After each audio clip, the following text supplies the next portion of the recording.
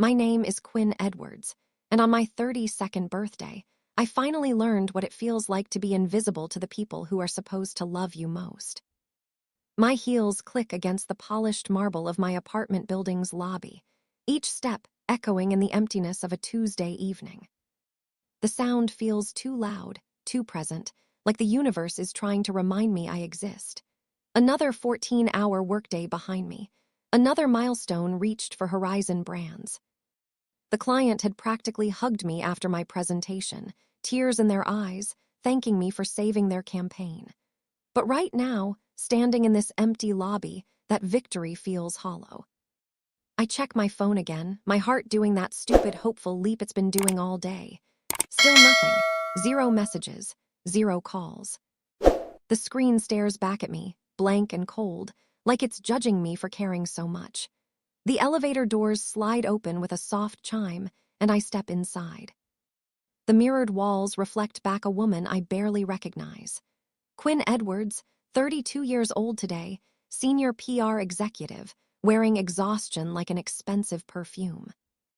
My green eyes look back at me, searching, always searching for something worth celebrating. The number on my screen doesn't change. I swallow hard. I tell myself it doesn't matter. I'm a grown woman who handles multi-million-dollar accounts. I negotiate with Fortune 500 companies. Birthdays are for children, right? But God, when I unlock my apartment door, the small cake I'd bought myself that morning sits there on my coffee table, accusingly. A single candle stands unlit in its center, a pathetic little soldier awaiting orders that won't come. My throat tightens. "Happy birthday to me," I whisper to the empty room, to no one. I drop my leather briefcase by the sofa and kick off my heels, sinking onto the cushions. My feet ache. My heart aches more. My apartment feels hollow tonight, despite the careful decorating I'd done over the years, trying to make it feel like home. The clock on my wall ticks steadily toward midnight, each second counting down the final minutes of my birthday like a countdown to irrelevance. My phone remains stubbornly, cruelly silent. I reach for my laptop, thinking I'll distract myself with work until this day is officially over. Maybe check that proposal one more time. Drown myself in productivity like I always do. But instead, my fingers betray me, trembling slightly as they open Facebook. And that's when my world tilts sideways. The first post freezes me in place. My breath catches in my chest, sharp and painful. There's my brother Miles, champagne glass raised high, surrounded by smiling faces. Behind him hangs a banner in gold letters. "Congratulations on your promotion." My father's arm is draped around his shoulder, pride radiating from his face like sunlight. My mother stands on his other side, beaming up at her son with a look I've spent 32 years trying to earn. The timestamp shows the photos were posted 4 hours ago. 4 hours, on my birthday. I scroll down, each image a fresh wound, a paper cut across my heart. Dozens of pictures. The entire extended family is there. Aunts, uncles, cousins I haven't seen in years. All gathered around Miles, celebrating him, always him. The comments swim before my eyes, blurring through tears I refuse to let fall. "So proud of our superstar," my father wrote. "The Edwards family legacy continues," my mother added, with 3 heart emojis. 3. I count them twice to make sure I'm seeing this right. My hand trembles as I set the laptop down. They didn't forget my birthday. That would almost be easier to forgive. They chose to celebrate something else instead. They chose Miles. Again. The memory surfaces without invitation, vivid and sharp as broken glass. I'm 11 years old, sitting alone at a restaurant table. The waiter keeps asking if I'm sure no one else is coming. A single birthday candle melts slowly into my cake, wax pooling around the edges while I wait. And wait. And wait. My family had promised they'd be back in time from Miles's debate competition. "Just an hour, sweetheart," Mom had said, kissing the top of my head. "We'll be back before you know it." They weren't. They never were. Then at 17, I remember packing my bags for Grandma's house on my birthday weekend, while my parents toured Yale with Miles. I stood in the doorway of my father's study, holding my duffel bag, trying to get his attention. "Dad," I'd said softly. "It's my birthday this weekend." He'd glanced up from Miles's application essay, distracted. "It's his future, Quinn," he'd explained, not quite meeting my eyes. "You understand, don't you?" I'd nodded. I always nodded. My college graduation. I'd graduated summa cum laude, top of my class. For one shining moment at the celebration dinner, I thought it was finally my turn. But then Miles stood up and clinked his glass. "Everyone, Jessica and I have an announcement." An engagement. The conversation pivoted instantly from my honors to wedding venues and guest lists. My achievements forgotten before dessert even arrived. Just last month, I'd shown my father the Horizon campaign results. My hands had been shaking with pride. "Dad, look, we increased client revenue by 41%. The board called it revolutionary. He'd glanced at the report for maybe 3 seconds before checking his watch. "It's just advertising, Quinn," he'd said dismissively. "Not like Miles's work in finance. That's real impact. That changes lives." I pick up my phone now and scroll through my contacts. Family names blur together through unshed tears. People who have never once called to ask about my accomplishments, my struggles, my life. Not once in 32 years. An email notification pops up on my screen. I open it mechanically, my heart still heavy, then blink at the message. My eyes go wide. It's my performance bonus for the Horizon campaign. $82,000. $80 to $1,000. My phone rings, the sudden sound making me jump. My mother's name appears on the screen. For one foolish, desperate moment, hope flutters in my chest like a trapped bird. Maybe she remembered. Maybe she's calling to apologize. Maybe. "Hello," I answer, and I hate the eagerness in my voice, the pathetic hope I can't quite hide. "Quinn, darling." My mother's voice bubbles through the speaker, bright and cheerful. "I'm so glad I caught you. Listen, we're planning a little something for Miles and Jessica's anniversary next month, and I was hoping you could help out. Nothing major, just handling the catering and maybe the decorations. You're so good at that sort of thing, you know, the little details." The clock strikes midnight. Each chime feels like a hammer blow. My birthday is officially over. "Mom," I say, my voice shaking despite my best efforts. "Today was my birthday." A pause, a long, terrible pause. "Oh," she sounds genuinely surprised. "Oh, honey, with Miles's big promotion, it just slipped our mind. You know how crazy things get." Slipped their mind, like always, like I always do. I stare at the email still open on my laptop. $82,000. More money than I've ever had at once. Something shifts inside me, like tectonic plates sliding into a new formation, like the earth beneath my feet is finally moving after 32 years of being stuck. My voice steadies.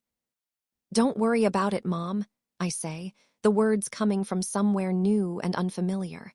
"I understand what's important to this family, and for the first time in my life, I truly do."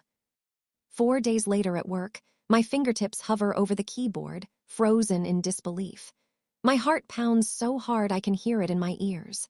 The group chat that I am not part of. The family thread I was never invited to join. But thanks to Mom's accidental invitation that morning, I'm in it now, and I'm seeing everything.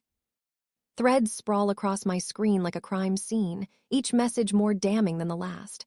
I feel sick, actually nauseous. "Quinn should contribute significantly to Miles's anniversary gift," my father wrote. "At least $20,000. She can afford it." My mother's reply appears below. She just got that bonus. Time she supports the family for once. And there it is. My name, spelled Quinn, Quinn. 1 N instead of 2. My own mother can't even spell my name correctly. I've seen her spell it wrong on birthday cards, on holiday tags, on emails. For 32 years, she's been getting my name wrong. I've never corrected her. I'm not sure why. I lean back in my office chair, the leather creaking beneath me. The Chicago skyline stretches beyond my window, buildings glittering in the afternoon sun. Inside Horizon PR's glass-walled conference room, I'm supposed to be preparing for tomorrow's client meeting. Instead, I'm discovering just how little I matter to the people who should care most. My phone vibrates. Jennifer pokes her head through my doorway, her dark curls bouncing as she enters. "Your brother's online too," she says, then narrows her eyes at my expression. Her smile fades. "Everything okay?" "Miles used our contacts at Regentech," I say, turning my laptop toward her. My voice sounds hollow. "Pulled their marketing director into a meeting for his investment firm." Without asking me, without even telling me. Jennifer scans the emails, her frown deepening. "This is the third time he's done this, Quinn. And your dad thinks you should give him $20,000 for an anniversary party." She lets out a low whistle. "That's messed up. Apparently it's time I support the family for once," I say, the words bitter on my tongue. "What exactly have they done for you lately?" Jennifer asks, perching on the edge of my desk. Her bluntness is why we've been friends since orientation day 5 years ago. She's never been afraid to say what everyone else is thinking. The question hangs in the air as my office phone continues blinking. Miles, waiting for me to pick up. Probably wants another contact, another favor, another piece of me to use. "Your bonus was well earned," Jennifer continues, her voice firm. "Lawrence wouldn't have approved it otherwise. You saved that account. You did the work." As if summoned by his name, my boss appears in the doorway. Lawrence Chen, CEO of Horizon PR, immaculate in his charcoal suit despite the late hour. "Quinn, the Westfield campaign numbers just came in," he says, sliding a folder across my desk. His smile is genuine. 41% increase in their quarterly revenue. The board is ecstatic. "This is why I fought for your bonus. You've earned every penny." After he leaves, Jennifer squeezes my shoulder. "See, at least someone appreciates you." I finally answer Miles's call, keeping my voice professional despite the anger simmering beneath my skin. He needs Regentech's chief marketing officer at his dinner tomorrow. Important potential client. Family helping family. "I'll see what I can do," I say, noncommittal. That evening, I stop at Mrs. Bennett's apartment on the 3rd floor.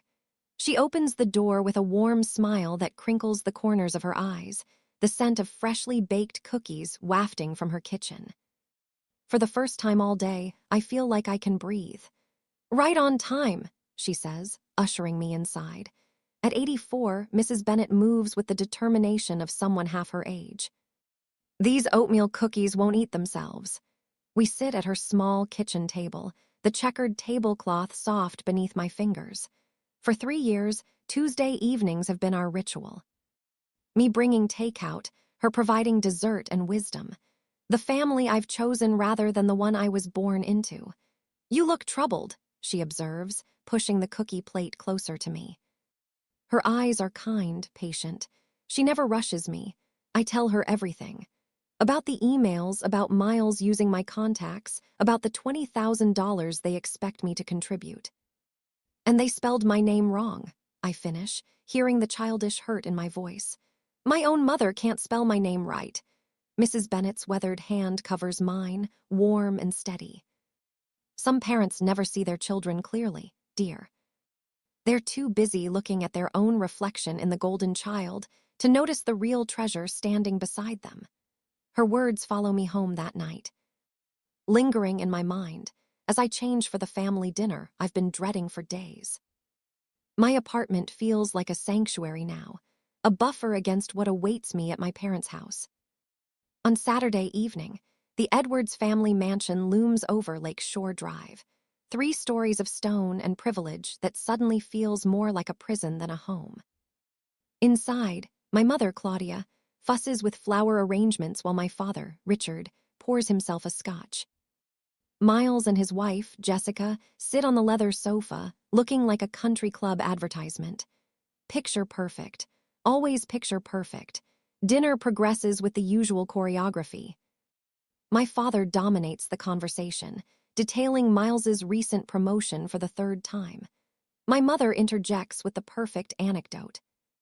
I push salmon around my plate, my stomach in knots, waiting for the inevitable moment. It comes with dessert.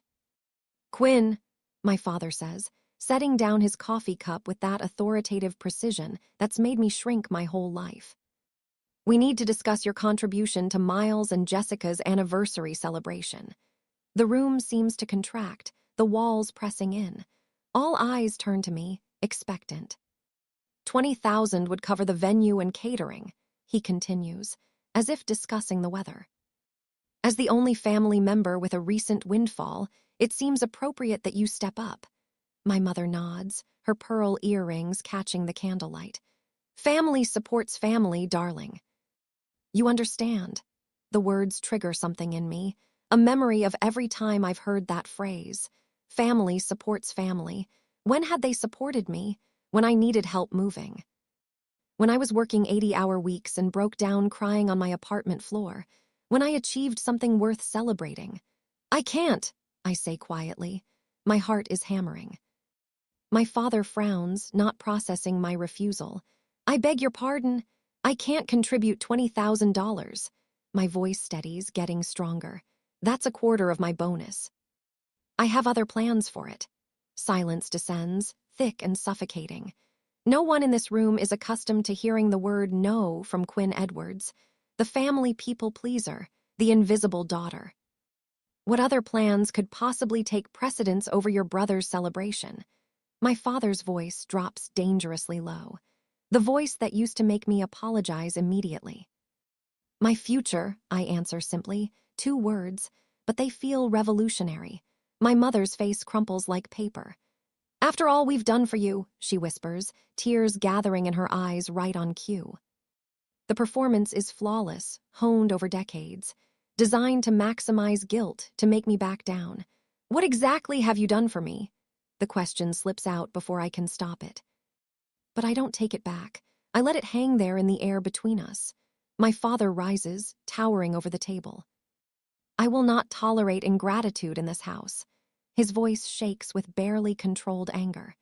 Your brother is the real achiever in this family, Quinn. The least you can do is support his success.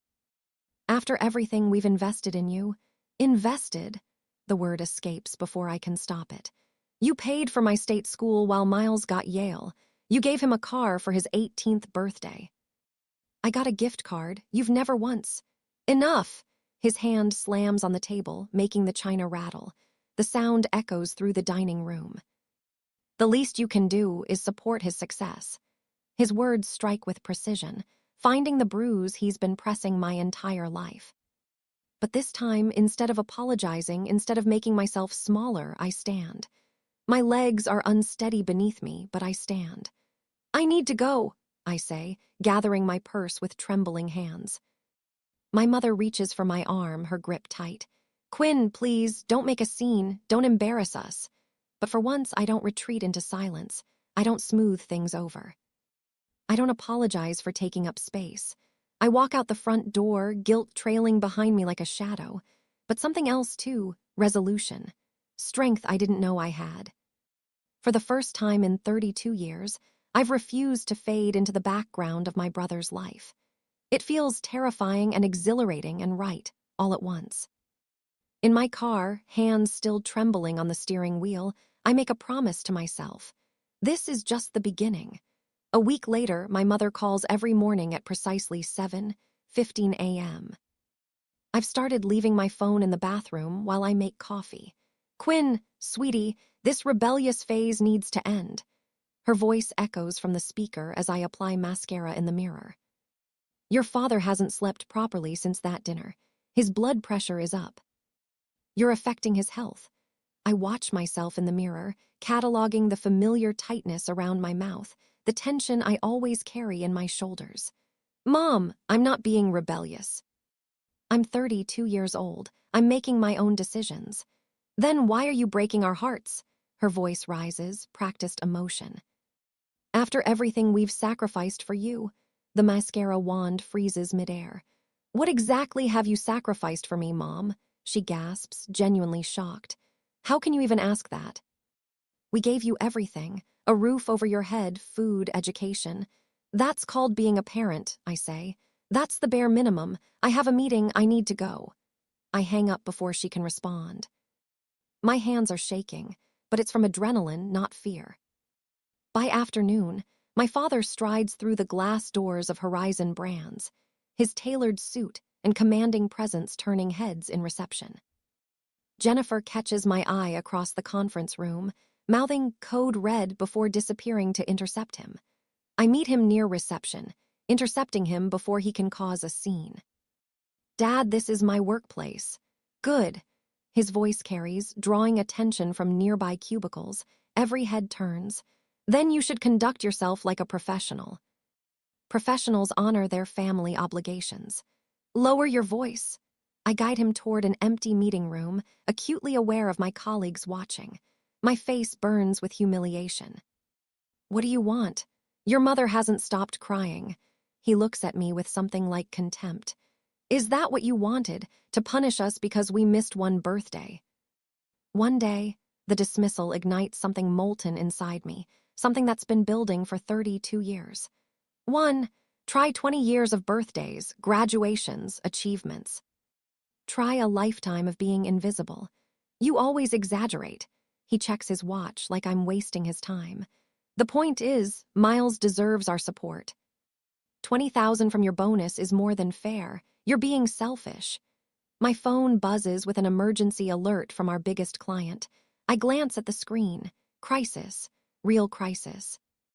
Not this manufactured family drama. "I have to handle this," I say, already moving toward my office. "This conversation isn't finished, Quinn." I stop at my office door, turn back to look at him. "Actually, it is." I close the door behind me, hands trembling but voice steady as I dial the client. 3 hours later, I stand before our executive team, presenting the crisis management strategy that saved the Westridge account. My voice doesn't waver once. My hands don't shake. I'm in control. "That was extraordinary work," our CEO says afterward, his hand warm on my shoulder. "You just saved a $3 million account with that quick thinking." The client called me personally to sing your praises. "You have a gift for this, Quinn." Pride blooms warm in my chest, unfamiliar but welcome. "Thank you." That means a lot. Walking back to my office, I notice 6 missed calls from Miles and a text. "Mom's crying every night because of you. Fix this." Fix, like I'm a problem to be solved. Like I'm broken for finally standing up for myself. I silence my phone and turn to the stack of congratulatory emails from colleagues and clients. The contrast is stark. At work, I'm valued. At home, I'm an afterthought unless I'm giving something. 3 weeks after my birthday, I sit alone in a corner cafe, laptop open, a half-eaten slice of carrot cake beside me. At a nearby table, a group of friends surround a young woman wearing a paper crown. They laugh, offering gifts wrapped in shiny paper. "Make a wish, Amanda," someone calls as she blows out her candles. I watch their easy affection, the genuine celebration of her existence, the joy on her face. The way her friends lean in, engaged, present, and the realization settles in my chest like a stone. I will never have this with my family. No amount of achievement will make them see me. No amount of success will make me matter to them. My fingers hover over the keyboard. Without quite deciding to, I type, "Lakefront Property, Michigan." The search yields dozens of results. I click on one almost at random. A 4-bedroom house with wide windows facing the water. A wooden deck wrapping around 3 sides. Mature pine trees offering privacy. Price, $365,000. I study the photos, something expanding in my chest with each swipe. Sunlight streaming through tall windows. A stone fireplace. A dock extending into clear blue water. Empty rooms waiting to be filled with my choices, my style, my life.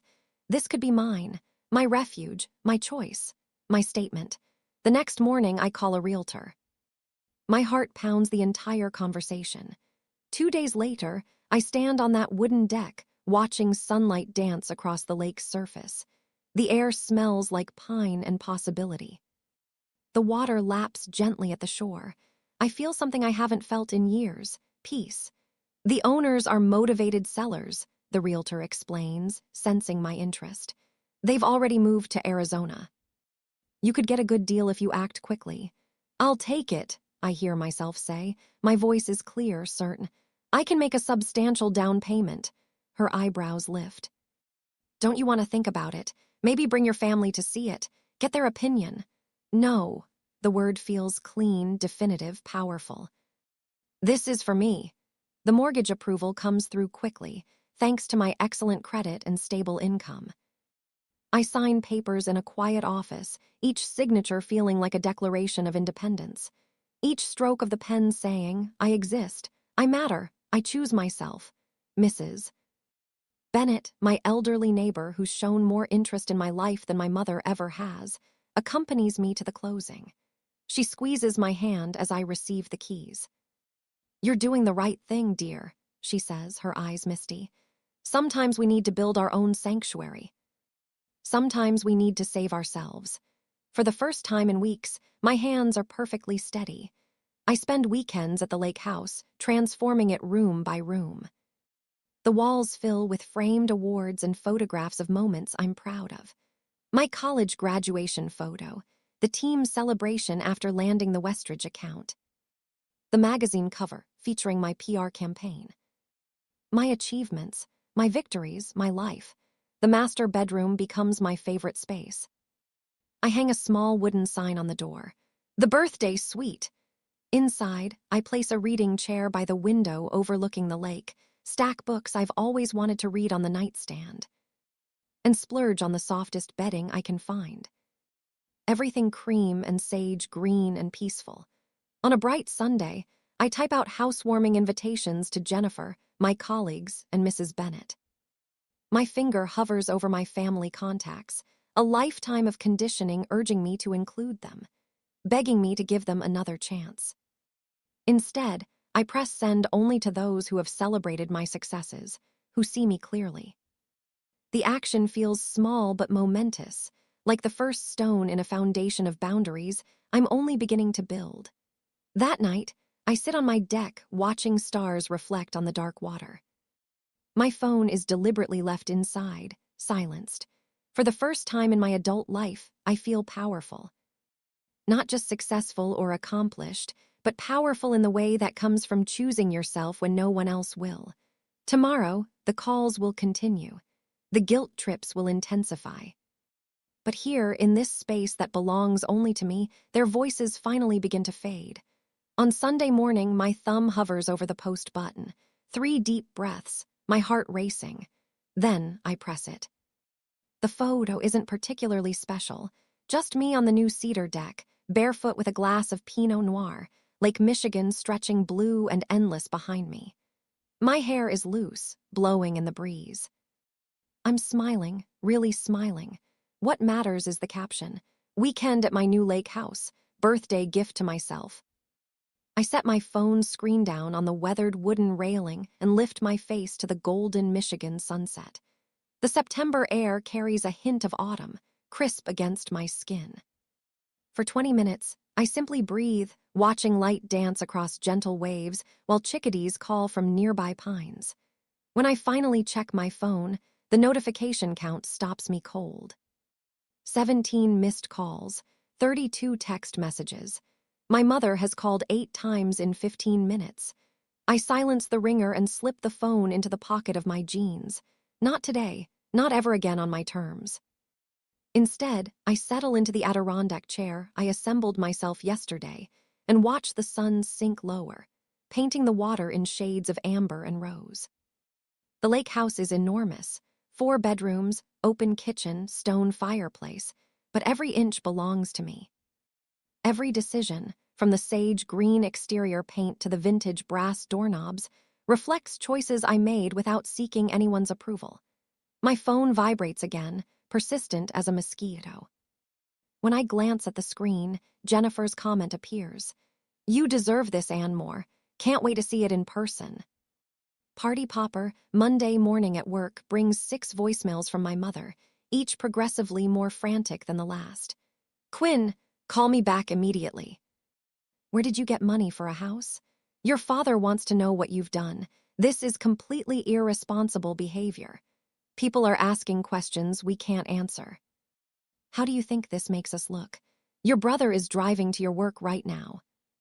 You better be there. The final message arrives at 10 a.m., her voice ice cold. There's a family emergency meeting tomorrow night. We expect you there.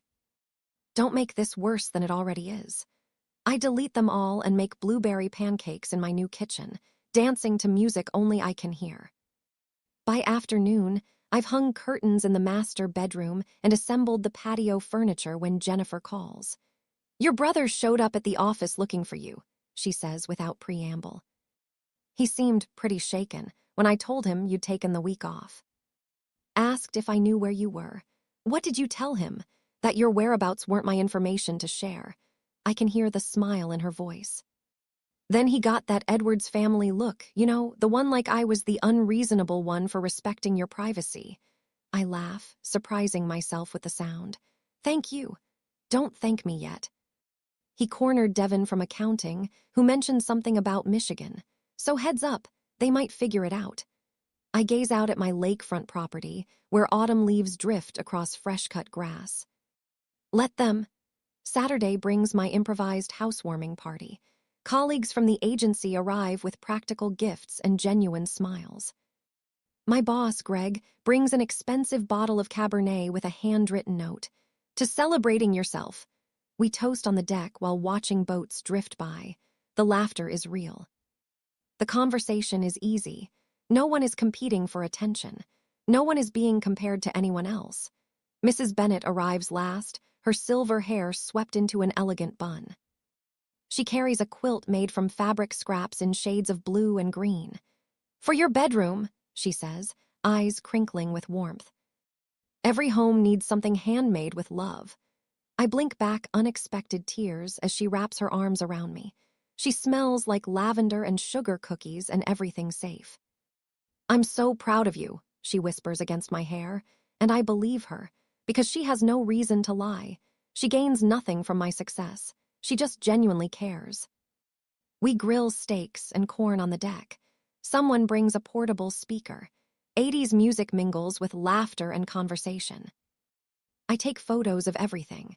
Friends sprawled on new furniture, sunset reflections in windows, Mrs. Bennet teaching Jennifer how to properly fold napkins. I post these images too, each one highlighting the absence of my family while showcasing the people who actually show up for me. Each photo a small act of defiance. Sunday evening, my father texts, "Where did you get house money? Answer immediately." I pour another glass of wine and don't respond. Monday, I return to work, and the family gossip network is fully activated. My cousin Elaine calls, voice hushed with calculated concern. "Everyone's talking about your lake house," she says. Aunt Claudia is beside herself. "Uncle Richard wanted to call a family meeting, but you weren't there." "I was busy hanging shelves," I reply, surprised by my own calm. "Quinn," she pauses dramatically. "People are saying things." "What things?" "That you've been hiding money, that you're having some kind of breakdown. That this is all because you're jealous of Miles's success." I laugh then, a real laugh that bubbles up from somewhere new inside me. That sounds exactly like something my family would say. The call that finally comes Thursday night is from my mother. I answer on the fourth ring, settling into my porch swing. "The lake is calm tonight, Mirror Smooth. Quinn Elizabeth Edwards," she begins, voice tight with controlled fury, using my full name like I'm a child being scolded. This has gone far enough. Has it? The Petersons, the Carsons, even Reverend Wallace has asked about your situation. People are talking. My situation? I rock gently, watching a heron glide across the water. This attention-seeking behavior, buying a house without consulting the family, posting those photos. Making us look like we don't support you. Don't you mean making you look like you don't support me? I ask. Isn't that just the truth? Her voice drops to a whisper. People are asking why you would need to buy yourself a birthday present, why we weren't there to help you celebrate. It's creating a very uncomfortable situation for this family. How interesting, I say, keeping my voice light. It's almost like actions have consequences. We need to fix this. Her voice hardens with purpose, with determination. I'm organizing a family dinner Sunday night. Your father and I will explain that this was all a misunderstanding, that we've always supported you. We just need you to back us up.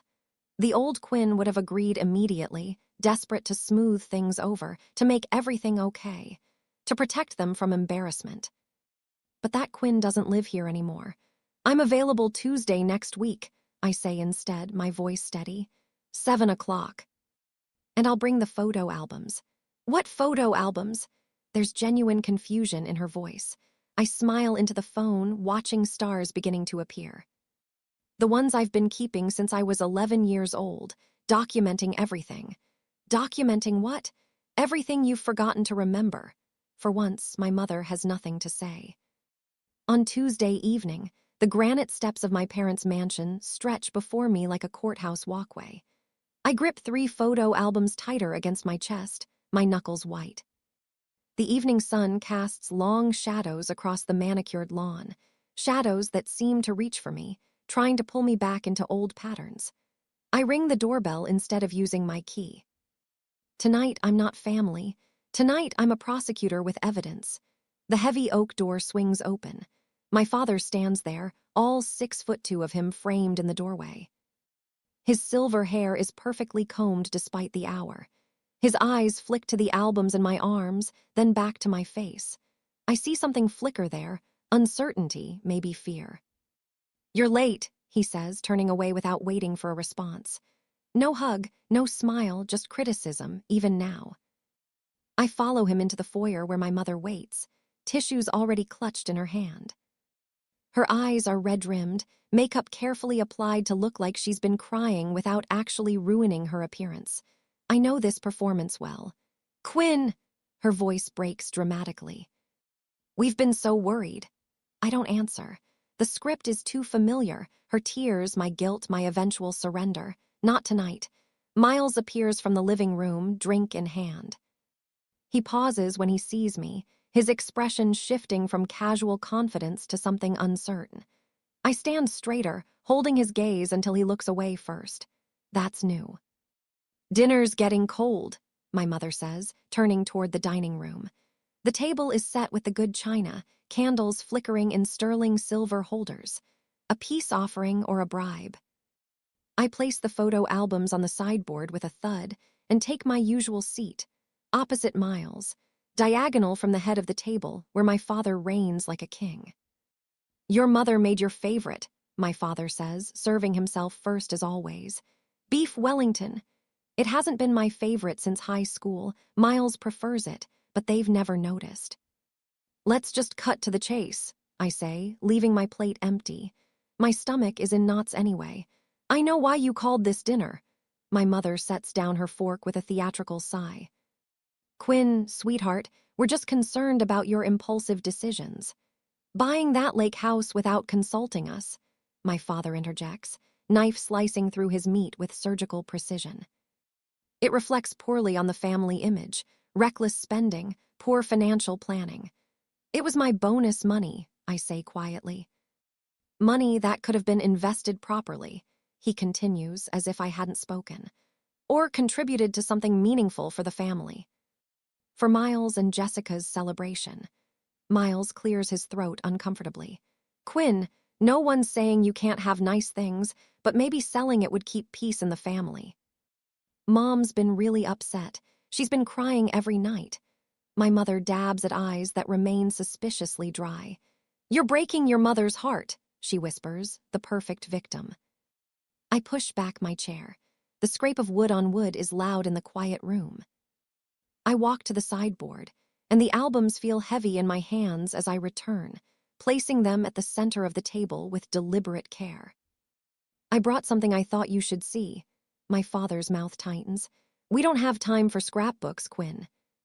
We're trying to have a serious conversation. Make time." My voice doesn't waver. "Because this is the last time I'm having this conversation." I open the first album. Pages of Miles in party hats, Miles blowing out candles, Miles surrounded by towers of presents. Ages 6 through 25, each birthday documented with professional photography. Everyone smiling. Everyone present, everyone celebrating him. Turn to page 16, I tell Miles, my voice steady. He hesitates, then flips the page. A photo of his 18th birthday stares back at him. A brand new car with a giant red bow. Dad handing him keys. Mom crying tears of actual joy. The whole family beaming with pride. I slide the second album forward. This one's mine. My mother reaches for it first. Her fingers tremble slightly as she opens it. Empty pages stare back at her. A few scattered photos, me alone with store-bought cupcakes, one of Mrs. Bennett hugging me on my 30th, a single shot of me at my college graduation with my roommate. Nothing else. There was nothing to put in it, I explain quietly. On my 21st birthday, you were all at Miles's engagement party. Remember? Miles flinches. His wife Jessica looks down at her plate. I don't wait for a response. I open the third album. Family vacations, Disney World, the Grand Canyon, European tour. I point to each photo. I'm not in these because I wasn't there. I was left with grandma, or at summer camp, or told there wasn't enough money for everyone to go. But there was money for Miles. My father stands abruptly, his chair scraping against hardwood. What's the point of this melodrama, Quinn? You've always been dramatic, the difficult one. The point is evidence. I pull out a spreadsheet, printed and highlighted. This tracks family spending. Miles versus me, college tuition, birthday gifts, car down payments, family trips. The numbers tell their own story. I lay it out in front of them. Thousands for Miles, hundreds for me. The discrepancy is stark, undeniable. And this, I say, pulling out a worn diary page, carefully preserved in a plastic sleeve, is from when I was 9. My voice cracks slightly, but I keep going. I read it aloud. Dear Diary, maybe next year they'll remember my birthday without Grandma calling to remind them. Maybe next year I'll be important too. My mother's hand flies to her mouth. Real tears now. Finally, I produce a photograph. Christmas dinner 3 years ago. The whole family around the table and one empty chair. I was in Chicago working, I say. You knew I couldn't come. But you set a place anyway, took this picture, and sent it to me with the caption, "We missed you." You wanted me to feel guilty for not being there. We did miss you, my mother whispers. No, I point to the chair in the photo. Look closer. That's not my usual chair. That's where guests sit. Even when you're pretending I belong, I'm still an outsider. You didn't miss me. You missed the idea of having the complete family photo. The silence stretches between us, taut as a wire ready to snap. My father's face darkens to crimson. What do you want from us, Quinn? An apology. Fine. We favored Miles. He was always the priority. He spreads his hands. He's carrying on the Edwards name, the Edwards legacy. Someone had to... And I'm not worth the effort. My voice breaks. I'm not worth remembering. My mother crumples, and these tears look real. We didn't mean to, she sobs. It just happened. And then it became a pattern, and we didn't know how to. And I was easier to ignore, I finish for her. I was quieter. I didn't demand attention, so you just... Forgot about me? Miles hasn't spoken. He's staring at a photo I deliberately placed at the edge of the table. Him at 8, surrounded by presents on Christmas morning. Me at 6, watching from the background, my mouth tight in a smile that doesn't reach my eyes. Even then, I was learning to disappear. I stand, gathering my evidence. Everything except the albums. Those I leave behind. I don't need your approval anymore, I say, my voice clear and steady. Each word feels powerful, true. I don't need your love or your attention or your validation. I waited 32 years for you to see me. I'm done waiting. I turn toward the door, shoulders straight, steps unhurried. Behind me, Miles calls my name. His voice sounds broken. My mother sobs. My father remains silent, which somehow hurts more than anything he could say. I pause at the threshold, not looking back. The albums are yours to keep. Consider them a gift, evidence of who you are. Who I will never be to you. The door closes behind me with a quiet click that echoes like thunder, like the closing of a chapter, like freedom. A year later, on my birthday, the morning sun paints gold across my lake house deck. as I arrange a tray of fresh fruit beside a champagne bucket. 33 candles wait on the cake. Jennifer insisted on bringing one for each year, plus one for luck. Need any help? Mark from marketing calls from the sliding door, balancing a platter of pastries. Just set those anywhere. I smooth my red sundress and check my watch. Everyone should be here within the hour. A year makes quite the difference. Last birthday, I sat alone in my apartment with a store-bought cake and an empty inbox. Today, my deck bustles with colleagues and new friends, all here to celebrate me. Just me. My phone buzzes with congratulatory texts about my promotion to senior director. The timing feels poetic. Announced yesterday, celebrated today. The universe finally getting it right. The lake sparkles beyond the railing, reflecting the sky that matches my mood. Clear, bright, hopeful. Dr. Levine, my therapist, would call this progress. Our weekly sessions have helped me understand the family dynamics that shaped me. Generational patterns, she calls them. Breaking them takes courage. Courage looks like spending Thanksgiving at a resort in Vermont instead of my parents' house. Like muting group texts when they turn manipulative. Like building my own traditions from scratch. Quinn, Jennifer raises her mimosa glass. To the birthday girl who taught us all how to choose ourselves. Glasses clink. Laughter ripples. I absorb the warmth of genuine connection, so different from the hollow performance of family gatherings. A car door slams out front. I know that engine sound, my brother's BMW. My heart clenches instinctively, the old fear rising, but I breathe through it. Miles stands awkwardly at the edge of the deck, holding a wrapped package. The party conversation dims as he approaches. His hair is different, shorter. He looks tired. Sorry to crash, he says quietly. I wanted to give you this in person. We haven't spoken since the photo album confrontation. Since he watched his perfect family narrative crumble under the weight of evidence. Join us, I say, surprising myself with how much I mean it. How much healing I've done to mean it. Later, when the party moves indoors, Miles and I sit at the end of the dock. The package rests between us, still wrapped. Our feet dangle over the water, almost touching. Almost. Therapy's been eye-opening, he admits, watching a sailboat cut across the horizon. Dad still won't go, but Mom's trying. She talks about you differently now. With regret. And you, I ask, my voice softer than I expect. I never saw it until you showed us. He pushes the package toward me. How they erased you while spotlighting me, how I let them. How I used you, his voice cracks. How I benefited from your invisibility. Open it, he says. Inside is a framed photograph I've never seen before. Me at 7, perched on our old tire swing in the backyard, laughing at something beyond the camera. My hair is wild. My smile is pure joy. Just me, only me. Found it in Dad's storage boxes, Miles explains. Had it restored. Proof you existed, even when nobody was looking. Proof you were happy once before we taught you not to be. My throat tightens. Not a solution, but a beginning. An acknowledgement. A knock at the lake house door pulls me back to the party. Through the glass, I see my mother standing alone on the porch, clutching a small bakery box.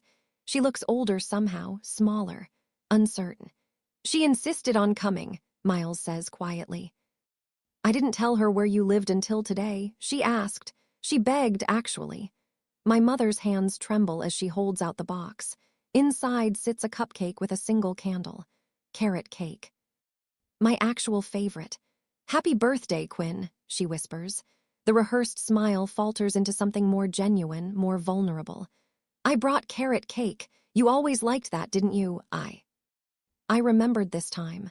I did, I say, and it's not forgiveness, not yet, but it's something. The party's winding down, but you can stay for cake if you'd like. Her relief is palpable. I'd like that very much. After everyone leaves, I walk back to the dock as twilight settles over the lake like a blanket. Last year, I spent my birthday staring at an empty inbox in a silent apartment, feeling invisible. Tonight, I'm surrounded by the evidence of a life I built for myself. Gifts chosen with care, echoes of genuine laughter, and the beginnings of boundaries that protect without isolating. My phone chimes with a text from Mrs. Bennett. Did you enjoy your day, dear? I smile as I type my reply. For the first time, I truly celebrated myself. The lake house windows glow behind me, warm light reflecting on gentle waves. I raise my glass to my silhouette against the sunset, toasting the woman who finally learned that validation begins within. The woman who chose herself when no one else would. The woman who refused to stay invisible. In the fading light, I notice something I've never seen before, my reflection on the water, clear and whole and real. I exist. I matter. I always did. Even when nobody was looking.